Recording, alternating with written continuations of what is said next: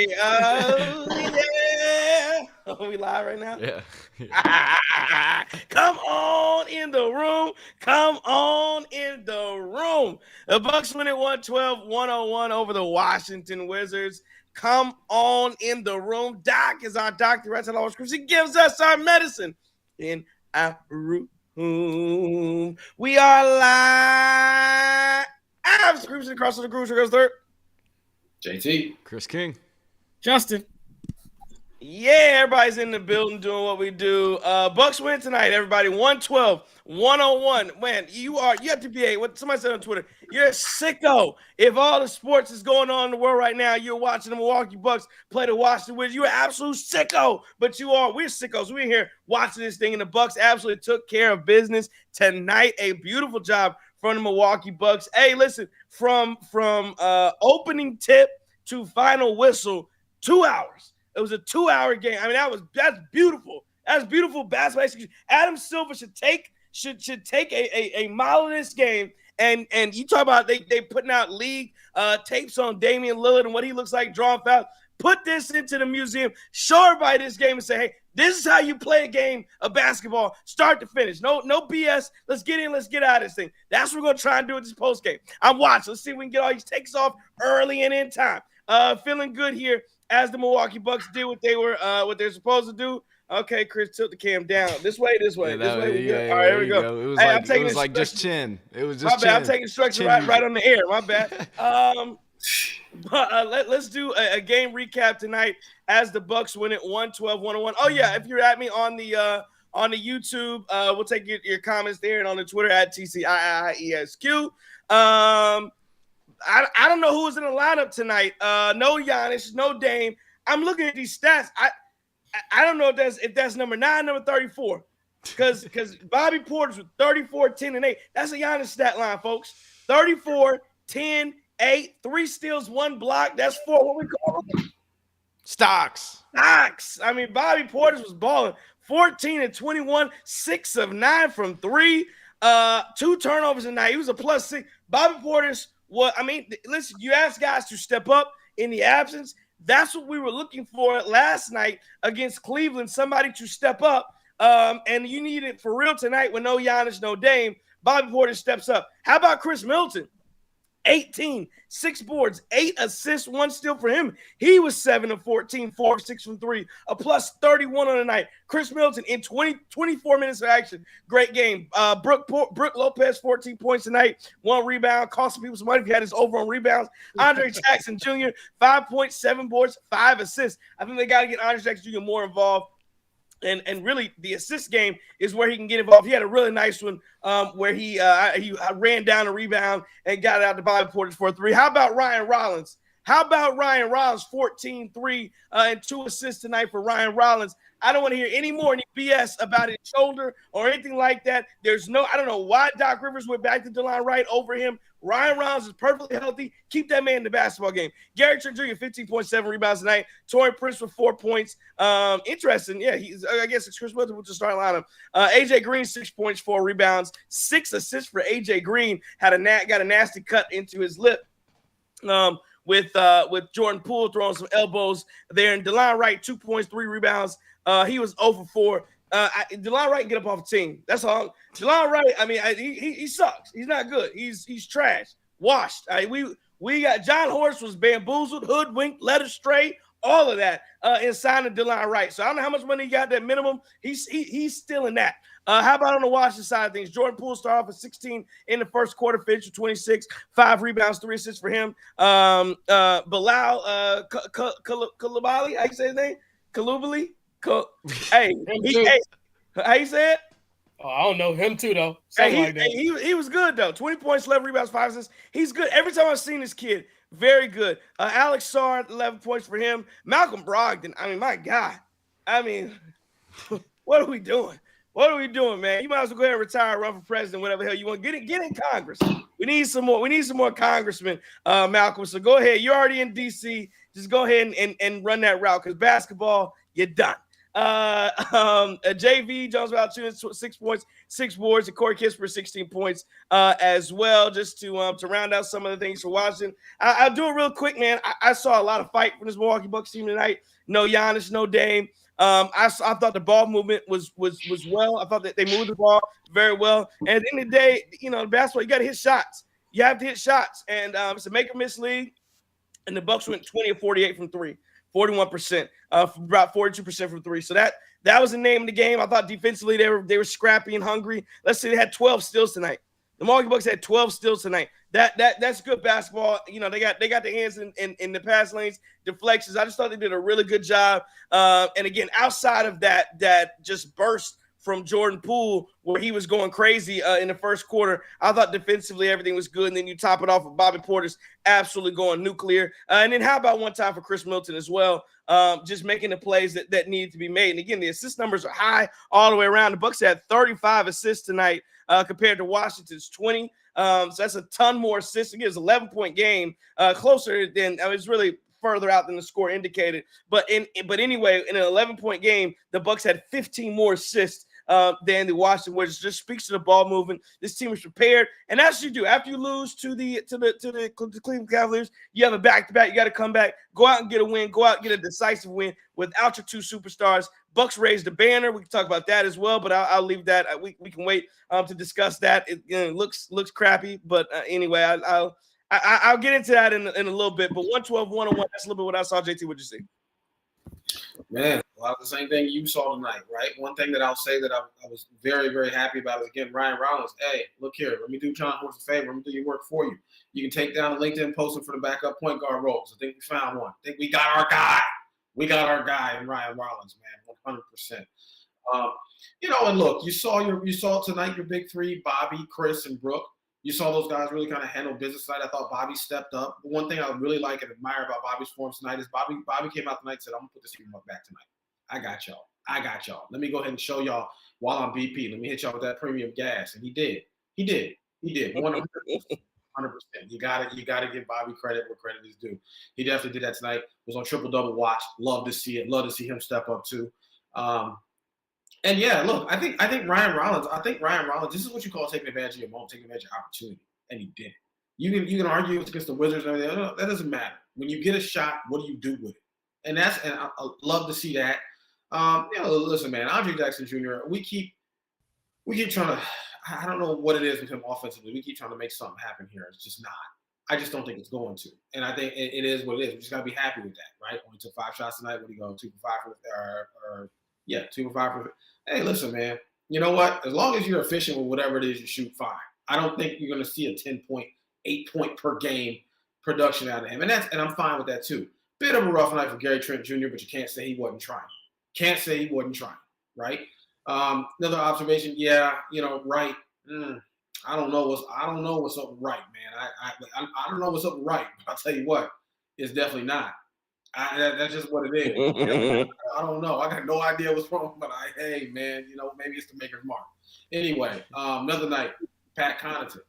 Hey, did not play tonight. I thought that's wild. In a game, I didn't realize that. When a game with no Giannis, no Dame, Pat got a DNP. Wow. Pat Connaughton's got a DNP, so I think it's pretty clear that they have got him packaged and ready to go. Right, figure out whichever method, whatever postage you're gonna use, whatever way you're gonna ship him out. But I think it's safe to say that Pat Connaughton, hey, this thing's coming to an end, brother. Yeah, it's very interesting because he got thrown into the NBA Cup championship, and then you go, did he play last night? I believe he did. Okay, so played a little bit last night, and then just doesn't play against worst competition you've seen in weeks.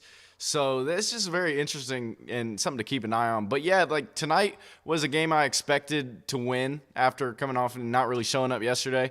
And the way that this game started, I didn't like it. Obviously, letting Jordan Poole cook.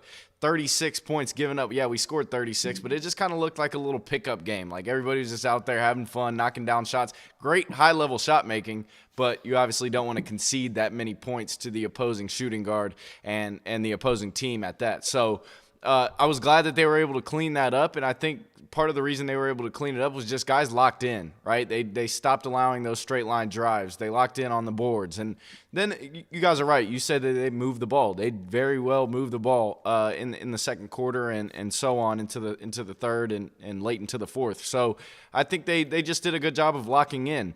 Ryan Rollins, yeah, you guys have mentioned him, but to me, like what I saw from him tonight was the versatility of his game, what it can be. He hasn't yet unlocked it, but what I think he can be down the road is very scary, honestly. Teams should be looking at this like, hey, I can't believe he's not even on a real contract right now because of what he could do. Like I'm watching him knock down open threes, and it's just all net, right? And those are catch and shoot threes. But then you also see a little bit of a flash where you beat a guy off a dribble and you dunk it with your left hand, your offhand. So like there's some things that still need to happen for his game to completely evolve as an all-around offensive point guard.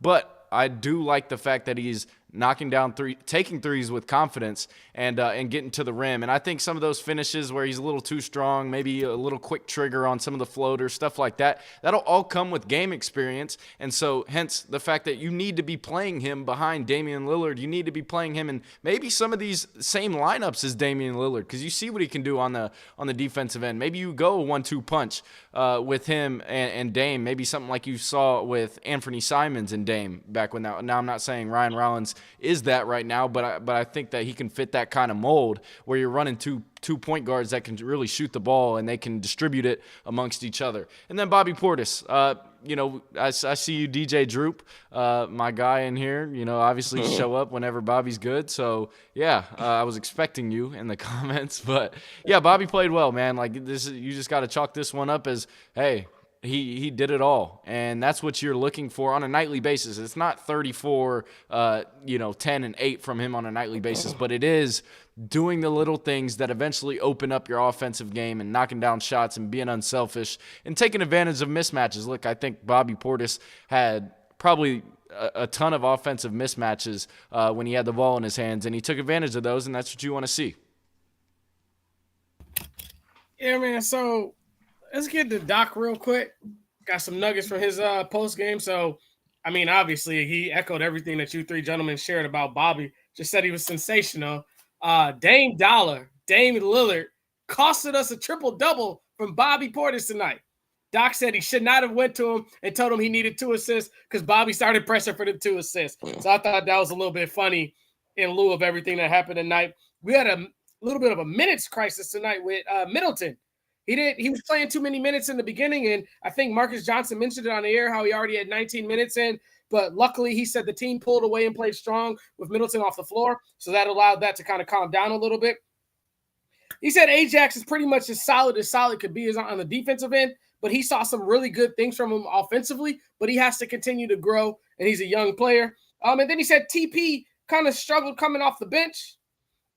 And he doesn't know if that's going to be a role that he's going to consistently keep him at. He has to kind of figure that out. And then to Ryan Rollins, he mentioned that he's very confident, kind of what Chris King was getting at, man. Just a very confident ball player. And I was thoroughly impressed with what I saw from Ryan as well. Hey, last night, everybody in the chat is talking about how washed Middleton was, how trash Bobby was. And it's good for a guy that sits in my seat to see Bobby come out and play this well. I got my underdog hat on tonight. I got my Bobby Portis t-shirt on tonight because Bobby went crazy. And stop all the nonsense in the chat saying he only plays good against bad teams. He plays the role that he has to play. Now, were those Atlanta Hawks a bad team? No, they weren't. And let's keep in mind, this Washington team, yeah, they're horrible. We know what they are. But they also beat Atlanta on back-to-back nights who came in here and cooked us. So you got to get some credibility for an NBA check. I ain't going to talk about the banner. But, hey, because I got a whole lot to say about that, but we're going to wait. Hey, and one of the biggest things I took from the broadcast about D.C. is, JT, they getting a new arena in your town, bro, but it may not be in D.C., man. So that's something we can talk about at some point too, man. Where are they putting it? I heard the rumors Northern Virginia right now. Oh wow! Or Potomac Yards. They tried to. That's nasty. They tried to move. I thought they tried to move to Potomac Yards. Which is like Arlington, Crystal. Yeah, it's nasty. They got struck down. I'm not really sure what happened there. I thought they did try to do that too, and it playing. But yeah, I could definitely see that happening. Moving out of the Capital One Center. Um, you know, in the near future, that would not surprise me at all if this team ended up playing in Northern Virginia. Keep in mind, the Washington football team plays in Landover, Maryland. Yeah, it's nasty too. I think they're trying to get back into RFK in DC, actually. Well, I don't know if you noticed, but they actually passed. So I don't know if that package last night that they were trying to get through for the government shutdown. What was going to be in it was going to be some, and again, it wasn't even there wasn't any money for that, but it was going to be something about how the land was going to be done. So really, I know there was some misconception about what was actually in it. But the funny thing was they actually, I guess had to wait till Elon Musk went to sleep. But they won about 1, 2, and 1. They did pass whatever that thing was they were trying to get. They did it separately and got it through. So they didn't have any hiccups there and passed, I think, unanimously through the Senate. So they should be getting some. Hopefully they do get it. I played in RFK. It's an old, very old stadium there. But again, getting back to the Bucks here, Bobby Portis, and I'll say this too. Listen, it was a great game tonight. And yes, and I'm not necessarily going to go there with you and say, well, he only plays good against bad teams. But Bobby Portis, and again, not the same as Brook Lopez, but yes, against a team like the Washington Wizards, where he has mismatches all over the place, you're going to put Malcolm Brogdon on him. Oh, yeah, he's going to cook.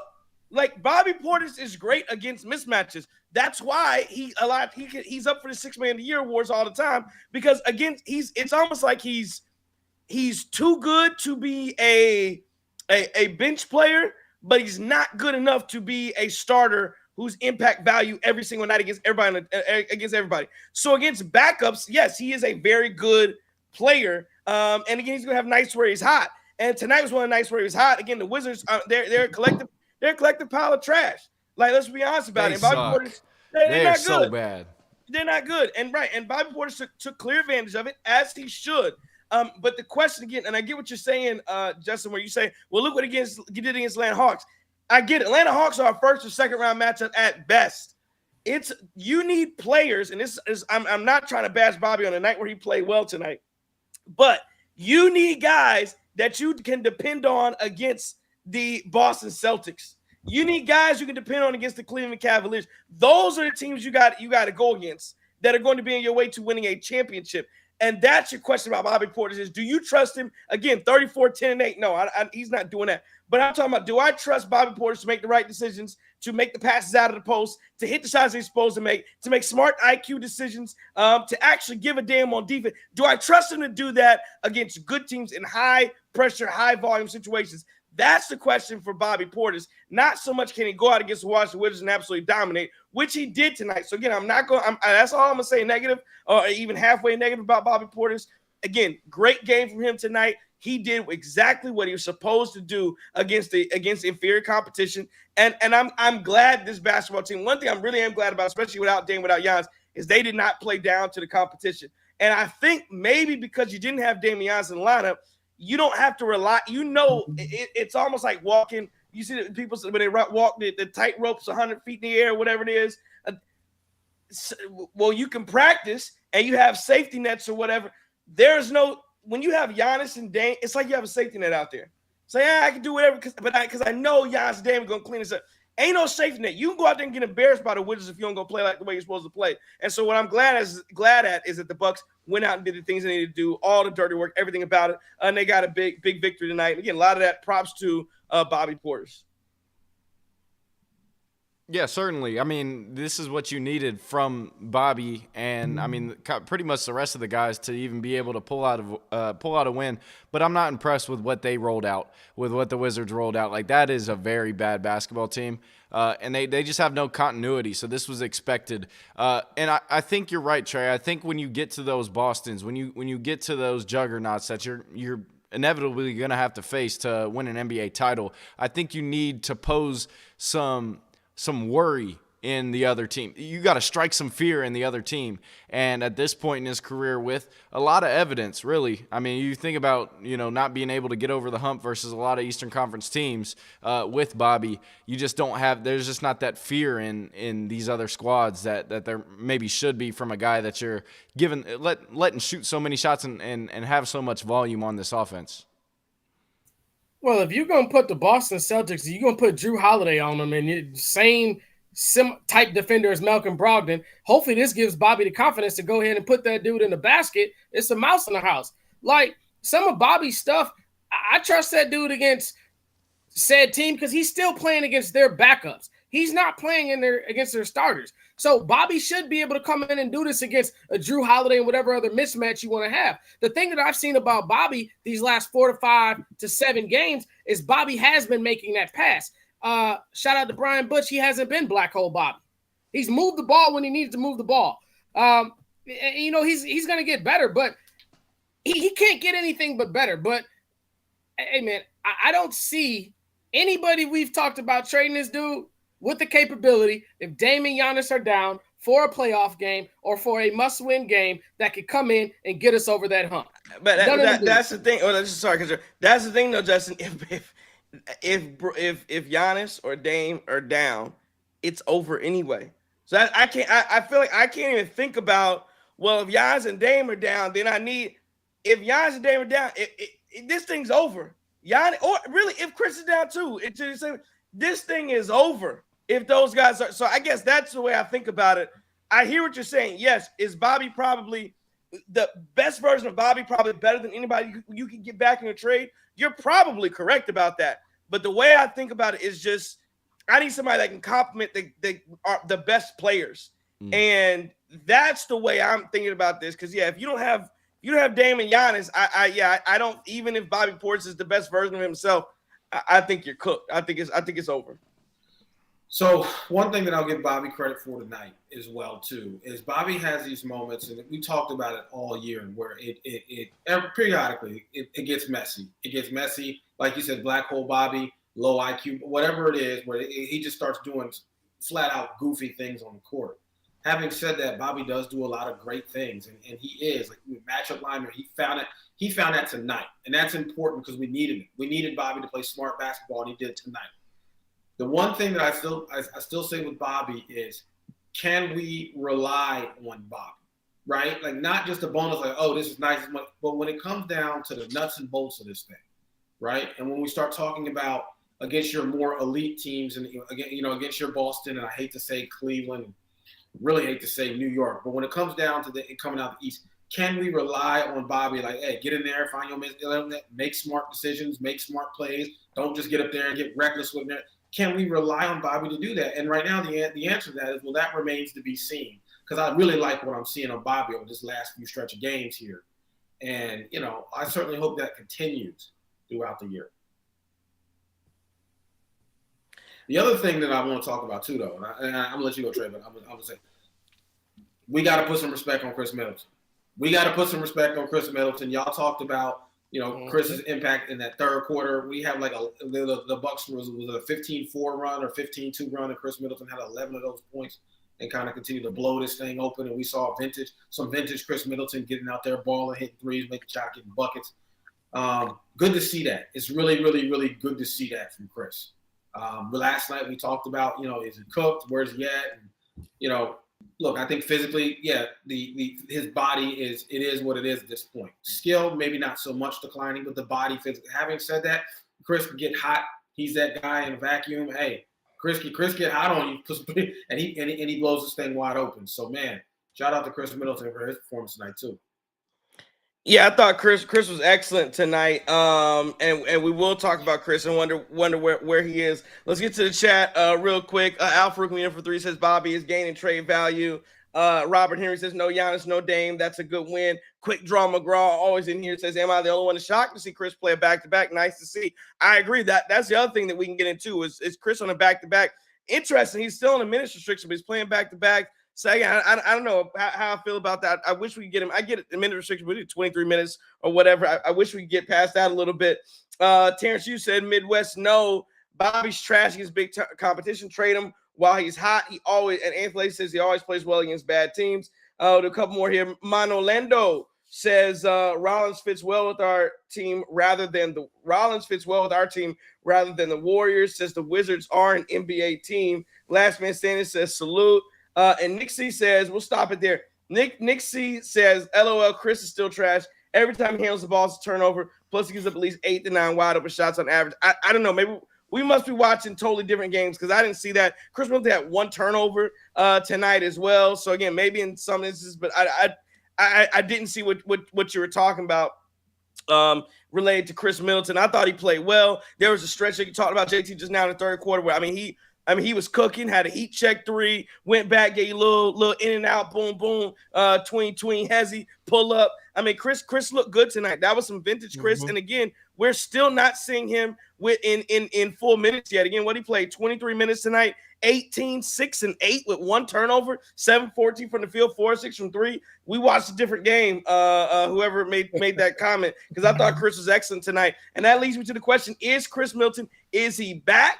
What do you need to see from Khris? And I think he is slowly working his way back. I don't think he's fully back just yet. But I thought it was really good to see him on a back-to-back come in and play. Because again, I think there was questions about whether he would ever play back-to-backs, kind of like Joel Embiid. But he plays a back-to-back. And I think it was much needed tonight and a night without Giannis, without Dame. So good to see from Khris Middleton, and I thought he played well. Call me in the minority here, but again, what is Khris Middleton at this point? He's not the player from 2021. He's not the player from 2022. And I'm not talking about skills wise. I'm talking about just health wise as well. Sure. So what is this new Khris Middleton, right? I think the Khris Middleton we see this year is going to be different than the Khris Middleton we've seen in other years. Is he a guy that's only playing 20 minutes a night? Is he a guy who's going to keep coming off the bench and running with the second unit here? Is he a guy where, most games he's gonna hit a few shots, gonna make some plays here, but he's not gonna grab the mic and pull a solo, right?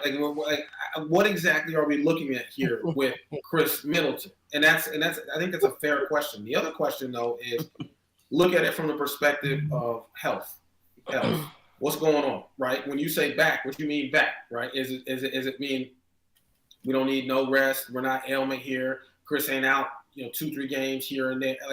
What do we mean by back here? And I think that's a fair question. Having said that, though, I think Khris still does have the skill. There's not a question that Khris still has the skill, still has that nice mid-range jump shot, still a 3-point guy, can still be out. But I guess the question is, what role does Khris really play on this team, and what can we expect from him? Because I don't think you can expect what you've gotten from him in the past anymore. Well, you made good questions. Yeah, those are good questions, and questions that I think I'll need to see more of Khris Middleton to kind of give a definitive answer on those. But you make a great point, Trey, in the fact that he played back-to-back nights. That was big. Even though he's still moist Jordan out there, first quarter, dripping sweat all over the floor, he's still out there. He's still out there and still playing hard. But listen, I never thought once Khris came back, I never thought it was like a skill drop issue. Even when he came back first night versus Boston, I still think there were looks that you see and you're like, okay, Khris is still Khris offensively. He can still create for himself. He might have missed a couple too strong or tried to bank something that didn't need to be banked, whatever it may be. But I still think that he is offensively who we want him to be.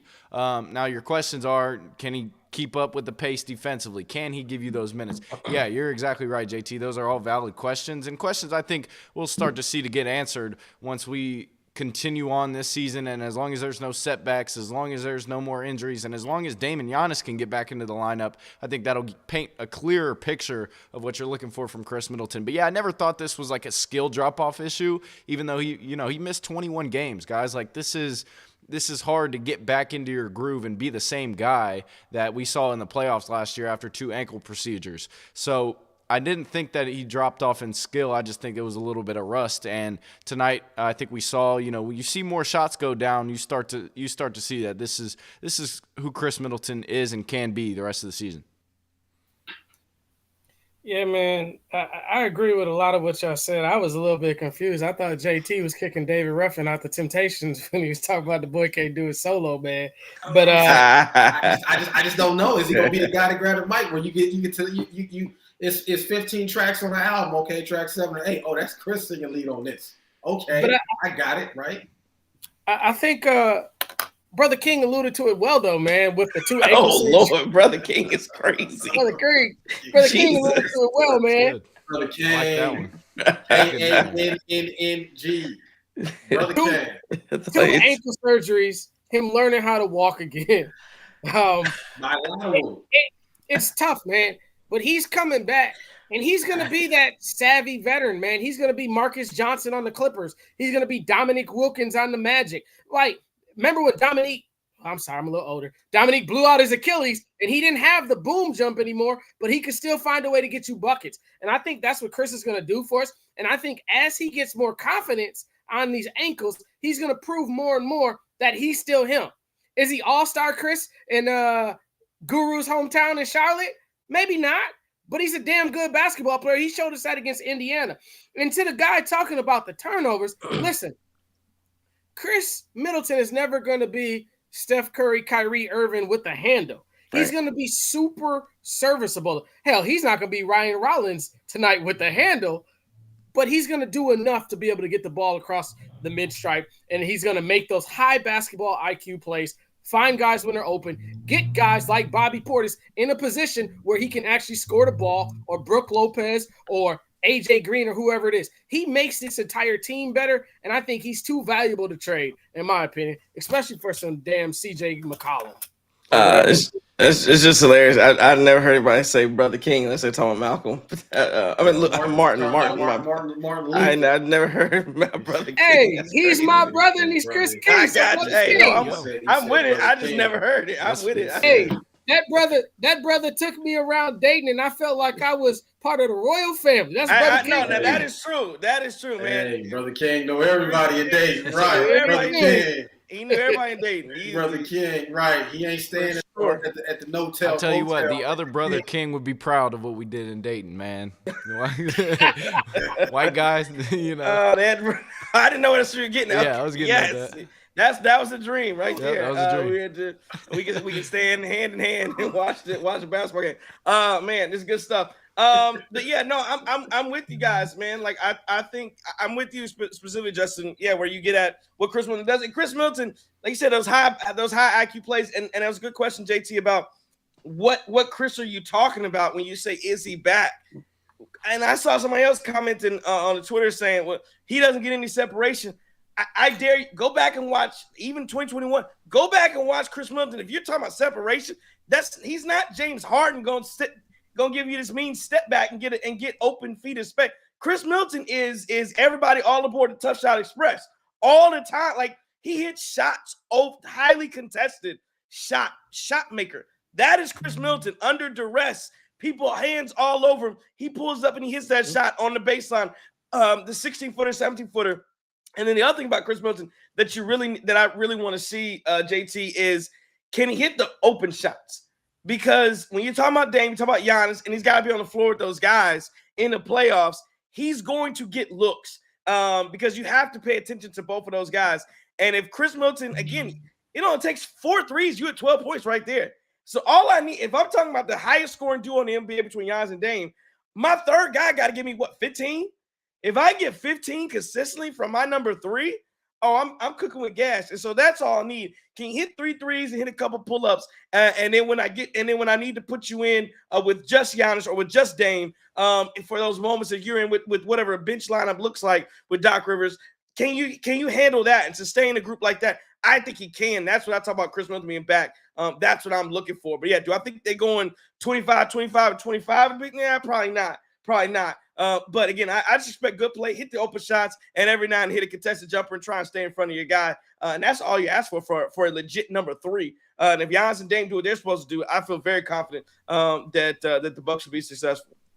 And he forced quite a few turnovers tonight, man. When you saw him moving his feet tonight, he had 2 or 3 steals tonight, or at least steals that he caused. But hey, last point for me on Middleton is that what the dude is going to do is when he sees a guy like Valanciunas in the game, he's going to make sure he gets that switch and beat him to his spot. And he's probably he's probably the best passer on the team. And what do you make of the synergy he has with Giannis? I mean, it seemed like the lobs from everybody went significantly up when Khris Middleton got back. So there were so many more lobs at the rim for Giannis. So yeah, I think he's a playmaker too. It's not like he can just shoot the ball. Again, that goes back to your IQ point there. Anything left on Khris? And like I said, we'll keep this thing pushing because I do want to get to the banner before we do game balls. No, nothing for me. I would just say you're also a little kind of ecstatic to see him and Giannis back together because of what they've showed already in the two-man game, right? Like, we've seen some screen and roll and lobs and screen and roll and floats by Khris. Like, all that stuff is just going to continue to get better. I mean, they've been doing it for so long. We know what they can do, but you're definitely encouraged by seeing those two go out there and hoop together. Yeah, no, absolutely. I want to get to before we go to game balls and talk about our sponsors as well. I want to get to the raising of the banner in Milwaukee. You saw it before the game. Tip off was about 3 minutes delayed due to the Milwaukee Bucks raising the NBA Cup banner. You saw the Lakers had to do it. I'm assuming that the league forced them to do it. They forced the Lakers because the Lakers came out last year, said they weren't going to hang a banner, and then randomly they did. So everybody thinks they got the call and said, no, you gonna act like, I don't care if you don't want it to count, you gonna act like you care about this thing. So I'm sure that's why the Bucks follow suit. I don't like that they put it next to, maybe they didn't have any other space. I wish they'd have put it over by where they have the jerseys, but where they have the retired numbers. I really am not a big fan. They put it right beside your NBA, your world title banners. I'm not a big fan of it. I'm also not a fan of how our banners look. They look much better in the Bradley. They have some more character in the Bradley. The ones here are, they're just, it looks like, you go by a fast food restaurant today and they all look the same. Like a Taco Bell there's no character at the Taco Bell. They all look like even McDonald's. You don't see the big, it looks like any fast food place you go by, they look the exact same now. There's no character. And so with our banners, it's the same cornball Arial font that they got going. I'm really not a fan of it. And then just in general, I think you put up at the Frederick Medical Center, the Sports and Science Center. That's where I would put that banner. Listen, man, I get it. The league makes you do it. I wish you hadn't. I don't know. Again, am I glad they won it? Absolutely. I think there is something to winning it. I do. It's one of those things where the NBA is trying to force this upon teams and make you care about it. And maybe it will hold some real significance. We talked about this a little bit on ET's Accused this morning. Maybe it will hold a little bit of significance 10, 20, 15, 20, 25 years down the road when you have when essentially all of the greats maybe have won one. Like, if and that's almost another precursor to, hey, did you win an NBA Cup? Maybe that's what this will turn into. I don't know. But for now, it just looked a little cornball. And even, I don't know if you saw the Lakers. Somebody sent the Laker one to me. Even the Laker has a little bit more character than the Bucks one. It just looks, it doesn't even look good. So whoever the design person is, I'm sorry, but I don't know how, I'm sure you ain't making too much, but I fire you too. My bad, dog. My bad. Yeah, I had that same thought. They need to move it over. It needs to be over and over and over. And then you need to go all the way over to that practice facility. That's what you need to do, right? I had the same thought. Go ahead. Take that. Listen, man, y'all know how I feel about this damn cup. Y'all can't make me care about it. Y'all can't make me excited about it.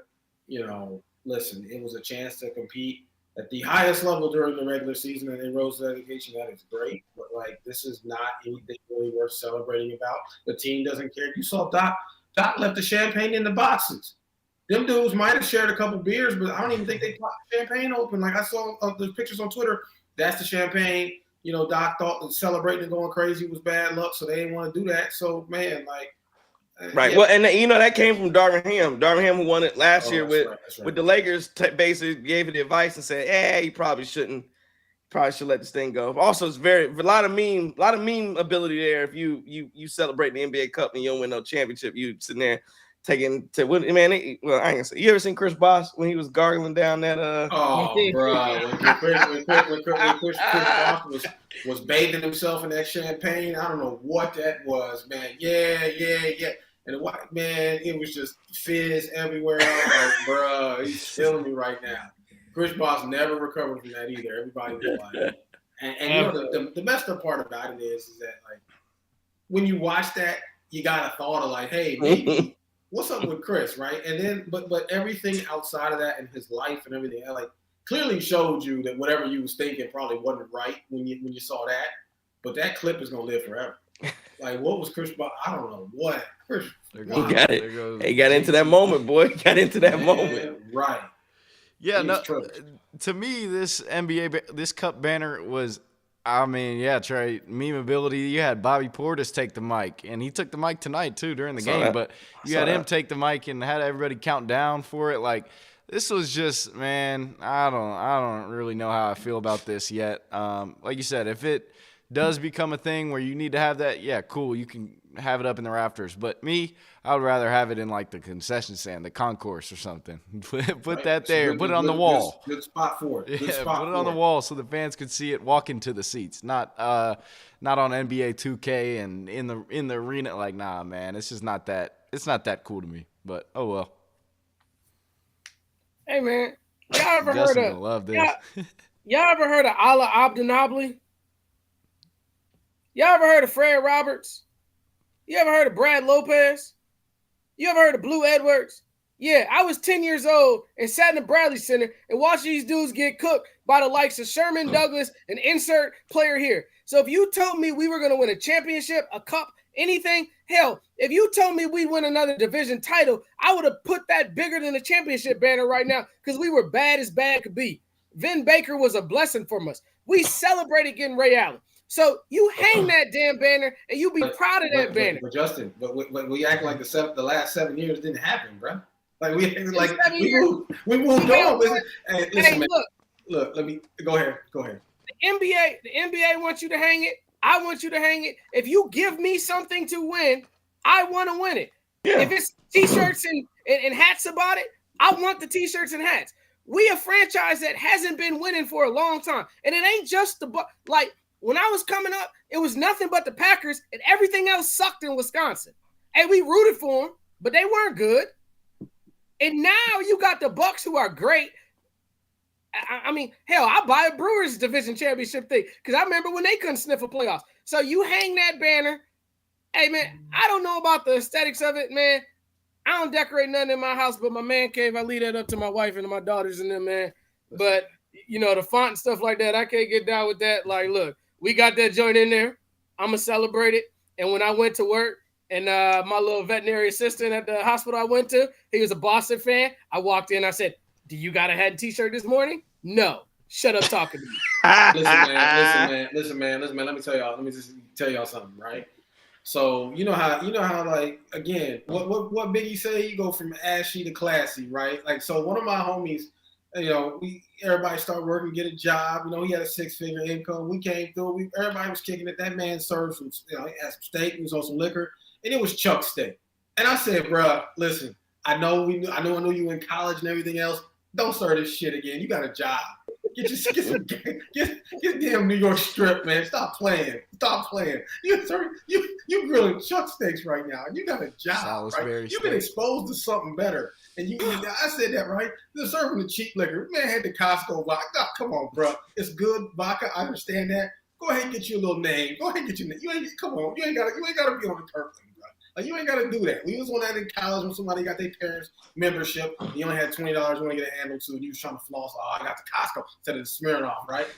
My point is that once you've seen better, once you've been exposed to better, once you know a little bit better, you can't be impressed by them things that used to impress. Like, come on, man, we're in an upgrade mentality here. So I understand. I feel you. When you was getting tickets at the gas station and you seen these dudes getting cooked by insert woo-woo and they had to give y'all t-shirts, sandwiches, and free concessions to come up in that Bradley Center, or when, you know, after 2 quarters, everybody could creep down to that first section because, you know what, nobody, you know, when people, it wasn't at the stadium, it was people just wasn't showing up here. I feel you on that. But on the same note, we gotta be honest about what we are. What are we, right? Are we gonna be impressed by that?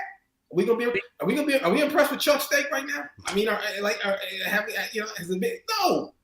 You know we are. Filet. We cup champions. We cup champions. Right. Understand that. But we did host that Larry O'Brien a few years ago. We done been at that Eastern Conference a couple times. We done like, so we have expectations here, right? We can't do. Now listen, I'm telling y'all the G version. I'm telling y'all the G version here because we can go ahead and give it another analogy here, but y'all see where I'm going here. Yeah, I think the most important thing that I mentioned when we talked about that night winning the cup, the players don't celebrate this as much as maybe the NBA is making them. So I think the players are still keeping Larry O'Brien in sight. So I guess at the end of it, it doesn't really have much of it's not really a big problem for me. Do they have? I know that they have, is the banner the same for when they win the Eastern Conference? Did they have a separate banner for that, right? When they win for Eastern Conference banner? Probably. I believe they do. And I believe when I looked at the banners, man, they're no different than the division championship. Right, and that's what I'm saying. I think the East Conference isn't it the same as the division championship too? Isn't that the same style of a banner? Like to me, the Eastern Conference that should be a bigger banner that you won the entire conference. I feel like you should have because you've been to the title game how many times? Now four times that you've been to the finals. At least 3.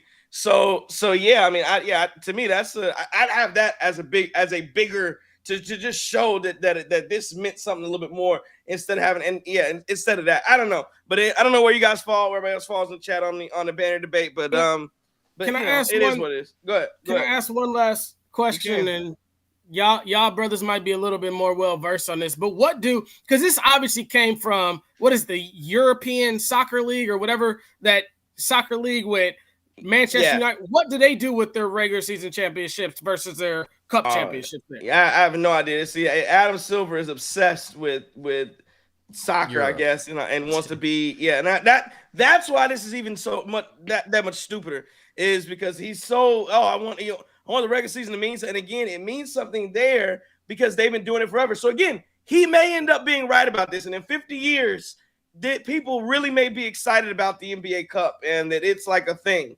I don't know. That may end up happening. But right now, it's not. But again, like you said, Justin, you put a title in front of us, especially when you throw cash incentives for the guys. They absolutely should go win it, and I'm proud that they did. I'd rather win it than lose it. I guess I'll say that.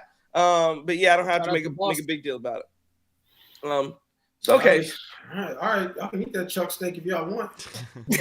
I will. I'll tell you this. I will for sure take that Costco wine, Kirkland wine. Ain't be hitting JT. I don't care what you say. That Kirkland wine. I know the Kirkland wine. I know the Kirkland wine. But again. I had to tell my man, listen, sir. I had to tell my man, you've been exposed to better. Come on, man. You've been exposed to better. That's our next sponsorship for Wednesdays with the Guru. Wind Down Wednesdays. Compliments of Kirkland. Compliments of Kirkland. Hey, speaking into existence. Midwest Ball TV said Khris is definitely not the best passer on the team. I don't know. Who would you say is the best passer on the team? You can make an argument that it's Giannis, but Giannis has, I think he's just too many turnovers to be the best. Dame's pretty good passer. Yeah, another guy, high turnover guy. Another high turnover guy, Pat. Even passing the ball, I think Khris has the most unique passes to me. I think Chris's turnovers typically come off the dribble for the most part. To me, I think Khris is the best passer on the team. Some of those Giannis assists though should be top. Oh, they are nasty. Yes, when he's cooking, it's nasty. When he's cooking, it's nasty. I agree with that. No Strays Entertainment says Bucks really hung a banner for a Tuesday night on TNT. Yes, there's no straight. Yeah, he's a Boston fan. He's just a hater, but that's all right. That's all right. He got to the party late. He missed the fact that you told him that the NBA pretty much made the Lakers and the Bucks. Right. It's 100% forced. There's no doubt about it. Where they cup banner at? Why they weren't there? Oh, my bad, because they got cooked by the Hawks. Right. Exactly. Drink some Dunkin' Donuts. Exactly. Let's keep rolling. Let's keep rolling here. And let's do game balls. Where you going? I'll go first. I'm gonna go Bobby Portis. I gotta go Bobby. He played an outstanding game tonight. Let me pull it up again just one more time. 34, 10 and 8. I can't go anywhere but Bobby Portis. And again, you know me, you got to win to get a game ball over here. Bobby Portis won the game. Listen, like I said, if I had no idea that Giannis hadn't played tonight and I was just looking at stats, I would have thought those were Giannis stats. So again, kudos to Bobby Portis, 34 in just under 32 minutes. So a really big night from him. He stepped up, played well, shot the ball well, passed the ball well, did everything tonight, and stepped up in a game where they were shorthanded. So I go Bobby Portis. Where are you guys going? You know what? I'm gonna go Khris Middleton tonight, right? Because I would go Bobby Portis, but I think Khris Middleton, again, that performance really was the guy behind that 15-2 run. in that third quarter, continued to blow this thing open. Was very efficient, and this is kind of the best we've seen Khris since he's been back. So, have a day, sir. Khris Middleton, give you the game ball, and if you don't have space for it, slide that thing on down to that boy Ryan Rollins. Way to step up, young man. Yeah, I'm going to go Bobby Portis as well. I just don't think you can go any other way right here with really nearing a triple-double, and that's crazy from Bobby Portis. I honestly didn't expect that. I would be lying if I did. So, yeah, I'm going to go ahead and give it to Bobby. He snapped tonight, and as he should have. I just feel like with this Bobby T-shirt, this Bobby hat on, this underdog hat on, I can't go no other way but that. But if you got to get an honorable mention, I have to agree with JT with the Khris Middleton. But an honorable mention, you have to go with Ryan Rollins. But sure. Bobby was a man tonight, man. It's Bobby City. That's why he's the mayor. That's why he's Cavaliers guy. Shout out to Cavalier Johnson, but more importantly, shout out to our other mayor, Bobby Portis. Yeah, no, absolutely. Worthy candidate there. Also, listen, for game ball, another game ball, go out to Curly's Waterfront Sports Bar and Grill. Because at Curly's Waterfront Sports Bar and Grill, they always serving it up. They're always doing their things. Every Wednesday night, you got bingo. Thursday nights, they have trivia. And if you do well in bingo, you do well in trivia, you know what they get you? Anybody know? Tickets. Free bucks tickets. Ready tonight. We ain't Section 102, row 23, seats 1 and 2. And then, of course, for all televised Milwaukee Bucks games, $3 bottles and pints. Get on down Lakeview Boulevard, Pewaukee, Wisconsin. Curly's Waterfront Sports Bar and Grill, proud sponsor of the Cream City Crossover. Tell them the Guru sent you. Tell them the Cream City Crossover sent you to Curly's Waterfront Sports Bar and Grill.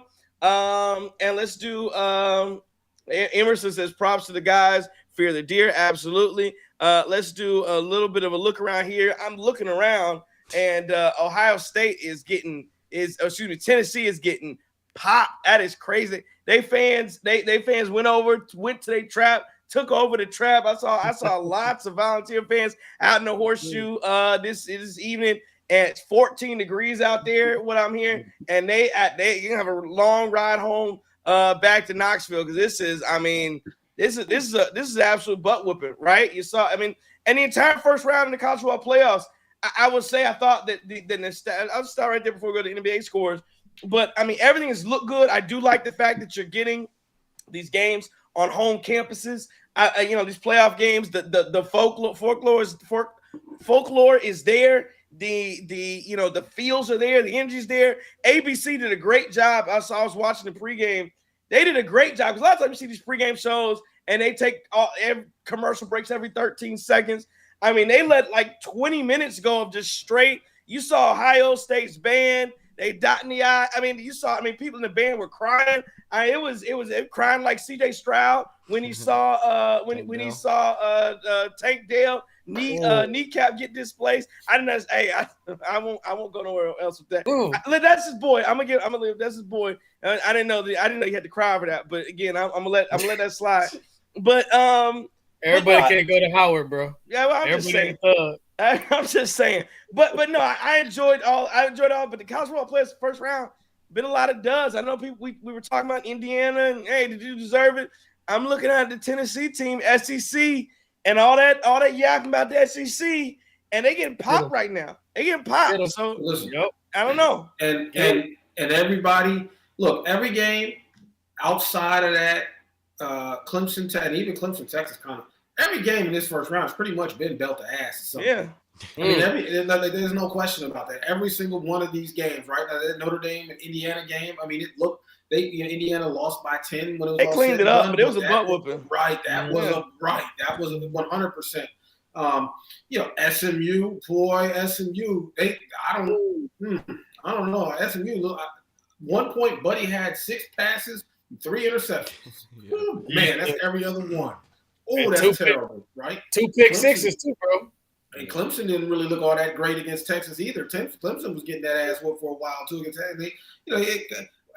Again, this just goes to show you that there's no perfect formula to do it. The real argument is you probably don't have 12 teams that are competitive. But again, with TV deals, money, an opportunity to play more games, which is what the college season wants to do, this accomplishes that for a select amount of teams and quote-unquote the best teams in the country. But this just tells us what we already knew. There are levels to this thing, fellas. There are levels to this thing. There are levels to this thing, fellas, and the best teams are always going to skate. See Oregon. Oregon going to moonwalk to that final and win it. Win that whole thing. I don't know. You snuck by Ohio State by 1 at home. I don't know. We'll see on a neutral field. Chris. I mean, Oregon gonna beat that ass. Yeah, I don't know. You certainly have like a little water on that belt. Yeah. The better part. Water on the belt's crazy. So I think to me, like, you certainly have the ability to have a season where there's 12 competitive teams. I just don't think this is that season. In the inaugural season, I don't think there's 12 teams that are capable of winning the national title. And I think that's why you're seeing some of this stuff. Like, there's probably realistically 4 like we normally would have in the college football playoff, like we used to have, that can probably win it this year. And I think that, to my point, is like that's why you see some of these teams with a couple losses. Normally, like in the 4-team playoff, you would only have maybe 1 loss at most. You got a couple of multi-loss teams, and I think this was bound to happen. I think maybe in future years there will be some of these games that are going to be competitive. It's just a bad first round. Yeah, I think the first round is going the way we thought it was going to go. I mean, it's kind of going the way fits the script or whatever. I hope this next round is a lot more competitive. A lot more sit on the edge of your seat and watch the games. I mean, I bet the over in every game, and I've been done pretty well today. But hey, we just gotta hope that next round, man. I'm excited to hopefully see this. What we got? Ohio State, Oregon. So I got my former Pac-12 guy and my, me and my other Big Ten brother over there, Brother King. So we gonna be in good shape, man. It's gonna be a slobber knocker. That's what we want to see, man. But we've seen blowouts with 4 teams. We've seen blowouts with 2 teams. So I think widen it out, give more people an opportunity to fight. I got a question for y'all, man. Sorry, Guru, but do we feel Alabama would have did any better in this playoff than the teams that got The answer is yes. No. The answer is yes. It depends on the matchup. They lost to Tennessee. This is belt to ass. They lost by 32. They're losing by 32. It might be more after these 6 minutes are up. Like, there's no – and you put up 3 points versus Oklahoma, who was sitting around 500 all year. Like, I don't know. You can't really say that they would have been better than – I mean, maybe you can make the argument for SMU. They can score more than 10 points against Penn State. I'll tell you that. Yeah. Alabama can score more than 10 points against Penn State, and Alabama may have a chance of beating Notre Dame. I'll tell you that. No, they definitely have a chance. They definitely can do it. They have a chance. But everybody has a chance until that clock starts. Now them brothers from the South get up there in that cold. Alabama boys. Hey, them Tennessee boys were taking their shirts off before the game. I don't know why they was doing that. See, that was stupid. I never understand that stuff. I never understand. You talk about Alabama. Hey, Miami would have put up some points. And listen, and Chris, Miami would have put up some points. And just so you know, just so all y'all know. Mm-hmm. Everybody in who got a few dollars to their name, I know y'all not about to act like for 2 seconds that Boise State gonna beat Alabama. Come on now, y'all playing. I mean, very possible. Very possible. Very possible. No. Hey, you have the best running back in the league. Down there getting popped. No, stop. Oh my God. They're gonna be down Hey, no, we're gonna see. We're gonna see because they get to play that Penn State team that was supposedly had a good run defense. But if SMU were to just not throw the ball, that might have been a game. If they just didn't throw the ball, that might have been a game. They were driving, they were getting into their territory, and then all of a sudden, this guy is just tossing it up. Here you go. Here's a touchdown. Like, that's just, yeah. That's what SMU does, bro. That's all they do is throw the rock. They had the boys in the ACC confused out there. You just handed it to the other team. I guess they're good throwing the rock. This ACC sucked. They sucked. Well, yeah. Well, like I said, there'll be a lot more discussion about what's going to happen. But again, I think this is inaugural, 12 teams, and we'll see move forward how this looks. But again, like you said, there's no science to how to field the most competitive college football playoff. But again, I enjoyed the atmosphere, everything about it. Just got to get a little bit better, more competitive games, and hopefully we'll see that in the future here. I want to run down some of the games. Looks like the Pistons going to get a win over the Phoenix Suns tonight. 127-121. There's less than a minute left in that one. Lakers beat the Kings tonight, 103-99. The Orlando Magic beat the Miami Heat tonight. The Orlando Magic beat the Miami Heat And the Heat were up 22 in the fourth quarter. They started the fourth quarter up 22. They had a 25-point lead in the game. They got outscored in the fourth quarter 37-8. Oh my God. They got outscored in the fourth quarter 37-8 to lose that game to Orlando Magic. No Paolo, no Franz Wagner, and Mo Wagner tore his ACL in the game. So I mean, yeah, it's insane how the Heat lost that one. The Jazz beat the Nets 105-94. Grizzlies beat the Hawks tonight. The Knicks beat the Pelicans. Warriors beat the Timberwolves. Of course, the Bucks beat the Wizards. These Boston Celtics powered behind, I think 40-something from I think 43 from Tatum. 123-98 over the Bulls. Cavs beat the 76ers. Spurs, how about this stat line from your boy Victor Wembanyama? 30 points, 7 rebounds, 3 assists, 10 blocks. 10 blocks. Crazy. Is he going to get a quadruple double? Is he going to be the first? He could. He easily could. And I saw Steven. I've said it before. His dunk. I mean, people always throwing the pictures of videos of his dunk. His dunks are not impressive to me. Like when you're that tall, it's impressive that he moves the way he moves. But the dunks themselves, when you can stand and dunk the basketball with just by stand, it's not very impressive to dunk it on a Nerf hoop. I mean, that's what it looks like. It's just not impressive. 18-inch button golf. Yeah, he's just long. I mean, it's just not Paul. Sorry, he's he's a long gentleman. I don't know what to tell you. Whoa, he is long. Let's keep going with it. Hey, he is long. He's a long man, sir. Damn, there's been quadruple doubles before. My bad. We put I'm just saying. And then the Mavericks beat the Clippers tonight. Anywhere else you guys want to go on the look around before we wrap this thing up? Real quick for that Lakers game, LeBron went absolutely crazy for a 40-year-old man. He did. Like he was cooking them. But then shout out to the USC Trojans and Juju, who went up to UConn and handled their business. And a big statement win for the USC Trojans women's basketball program. Yeah, very true. Very true. If there hadn't been all this football on, I would have. If all this hadn't been going on, I would have watched that game. I think I would have. Boy, and let me tell you though, this is wild, right? This is nasty work because that's a long way to travel, all the way from California to stores to UConn. Yeah, man, that's it's a long way to go. Yeah, and they got the dub, so good for them. Anything else anybody wants to get to, and then we'll wrap this thing up. Let me see how we did this in. Okay, a little over an hour, not bad. No Strays Entertainment says the Bucks. No Strays says the Bucks might as well hang that banner in Curly's Bar and Grill for $2 Tuesdays. Yeah, that's a good one. That's a good one. That's a good one. Yeah, he could put down. A Curly. Curly should put up an NBA Cup banner. It's $3 though. It's $3. It is $3. $3 bottles of pints. Get it right. I don't want to mislead you. $3 bottles of pints. All right. Any final words then for the Milwaukee Bucks? Shorthanded dub 112-101. Bucks are back in action. Is it Monday night? When they're back in Monday night? So we got one more show before the Christmas break. Monday night in Chicago. More. Yes, one more show before the Christmas break. So we'll be fooling. We'll be out here fooling.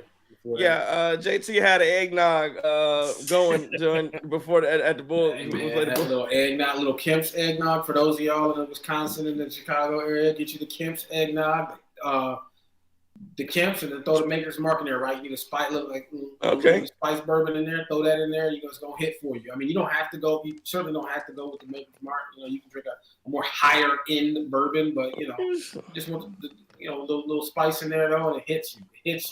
Hit you here and start feeling it, right? After about 3, you start getting warm. Your body temperature goes up half a degree. You're going to notice that. You just got to make sure it doesn't go to your stomach. Your stomach gets warm a half degree. Just throw a little Baileys in there. Oh, you can throw some Baileys in there. That's true. I mean, like I said, Chris said it's not ethnic. He didn't think it was an ethnic thing to drink eggnog. He did not die for that. He did not die for eggnog. Like, what are we doing? Hey, It's not look. bad. It's not bad. It's not bad. It's not bad. Let me tell you something about Brother King. I'm not doing it like Jeff, where you just drinking eggnog, no Yeah, liquor. that's I'm not different. doing that. That's crazy work. Brother King is my guy, right? I'll tell you that too. And you know what Brother King also like? Come on now. See, And we ain't gonna do this, though. We ain't gonna do that. I'm just saying, women or Hey, we ain't gonna do. We ain't. Yeah, Brother he was a milk connoisseur. But we ain't Okay. gonna. We ain't gonna do that. Brother King. We're not gonna do that. We're not gonna do that. We're not gonna do When that it's too. when it's as cold as it is in Columbus tonight, you can throw the Makers and you can throw the Baileys in at the same time. Yeah. Gotta Just drink the heat it bourbon. up That's somewhere. it. You just drink the bourbon straight. I don't need no eggnog. Come on, bro. But I say for this, hey, it's so good to be with y'all brothers. Yeah. With a win tonight. We could have lost this joint, man. I mean, you look up, the Detroit Pistons beat the Phoenix Suns, and they got all the talent in the world. They got a big three. I don't know who was missing for them, who wasn't, what Kevin Durant hairline looked like tonight. Hey, but yo. I'm just going to say, this is a game the Bucks team might have lost last year. For the record, Kevin Durant went for 43 tonight and they lost. And they still lost. 43, and the crazy thing, the song Devin Booker was not playing. 43 for KD. Bradley Beal put up 28, 26. Wow, Is that's Jimmy a tough Butler loss. really gonna force his way over there? You think? I could see it. Yeah, I can see it. Most dysfunctional Jimmy team Butler, ever. because Jimmy Butler wants out, and the Miami Heat want him out. I think that. I mean, I could definitely see it. So where does he force his way? Does he force his way to Dallas, or does he force his way to Phoenix, man. He wants to Phoenix. Yeah. I don't get how that We would work, but we getting Pat Connaughton and Marjon. Yeah, good luck. So Phoenix will have to come up off somebody though. If Jimmy was Brad Beal, who wants that contract? I don't know. They might just roll out those four, and then they might just ship off the rest of the squad. That's how Ishbia runs things. See, yes. Hey, I saw HBO with the $2 hot dogs. So go ahead, brother. He did put out $2. Hey, you know who else does something like Arthur Blank got good deals out there. I can't, but you know, I can't give so much credit to Arthur Blank because he got Home Depot. When I went to that game during spring training, them hot dogs wasn't $2, old big dog. They wasn't $2. Okay. Well, you went a little too late. They got them $2 now. Good stuff, man. Like I said, we got one more show before the break. Before Christmas break. Appreciate everybody for watching. Travis says JT the Buckeyes are gonna cook the Ducks. So we'll see about that. In what? It's not gonna be football. That's basketball, but it ain't gonna be football. That game's in the Rose Bowl? Yes. Yeah. Ooh. Yes, Rose Bowl. So yeah, and that Detroit game just went final, so they did beat the Phoenix Suns. But yeah, I want to appreciate everybody. You could have been anywhere in the world, but you were here with us. We appreciate it. Hit that like button, follow, subscribe to the show. We appreciate everything that you guys do. That helps us a ton. When you subscribe, when you hit the like button, all of that stuff is very beneficial to us. Man, it was a good night tonight, fun night tonight. The Bucks get a win, shorthanded, 112-101. I will say we'll see it because the Bucks have another one. Like I said, Chicago on Monday night. We will if Dame misses another game, we're gonna have to talk about this NBA Cup and how serious of an injury this is for Damian Lillard if the trend continues with him being out. But we'll save that for another day. Again, want to thank our sponsors, Carlos Waterfront Sports Bar and Grill, proud sponsor of the Cream City Crossover. This has been a Cream City Media Group production. For the Guru Truck Crossfit Third, JT, Chris King, Justin. if I am the enemy, it's only because I dare to tell you the truth. Don't take no wooden.